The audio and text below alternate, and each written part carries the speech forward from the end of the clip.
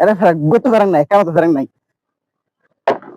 প্রিয় দর্শক, ওনারা যদি দেখায় প্রত্যেকখান কাঠ একেবারে এক্সট্রা, মানে এটার কি অবস্থা দেখতে লাগুন, প্রত্যেকখান হার এক্সট্রা। এমনি কিন্তু ছোট ছোট মাদ্রাসার স্টুডেন্ট যাতায়াত করে, ওনারা কোনো দয়াবান ব্যক্তি যদি তখন এই ব্রিজখান মেরামত করে ফেলায় সহযোগিতা করেন। আর সরকারের মিকে চাই থাকিলে তুনো, সরকারি কর্মকর্তার মিকে চাই থাকিলে তুনো, আর নিজের হাতে এগাইম পড়বো।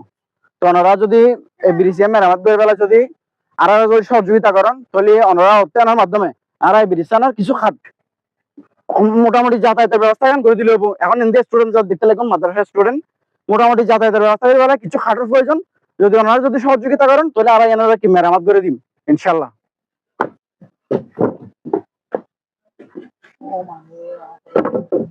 আয় সামনে সামনে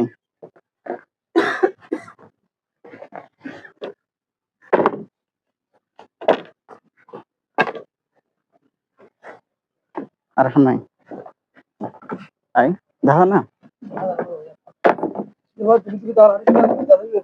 এটা গত ফেরেন নাই, কেন তো ফেরেন নাই, কেন তো ফেরেন নাই, এই কেন তো ফেরেন নাই, এটা মানে কেন তো ফেরেন নাই জি, এই ইয়ানত আছে, ইয়ানত আছে, ঈদ মধ্যে পর্যন্ত আছে। আর ঈদ তো নিয়ে মানে মাঝখানে একেবারে সম্পূর্ণ খোলা, কোনো ফেরাক পর্যন্ত কিছু নাই। এই পরিস্থিতি মাদ্রাসার ছোট ছোট ছাত্র সকল কেন যে যাতায়াত করে আল্লাহ পাক রব্বুল আলামিন জানে। মুক্ত ব্যাংক ভাঙ্গি পড়ে যার এটা গোটা বলি ভাঙ্গি যার এটা ওনারা যদি কে তখন যারা বেশি ঠিক করে দিলে বেশি ভালো হলো।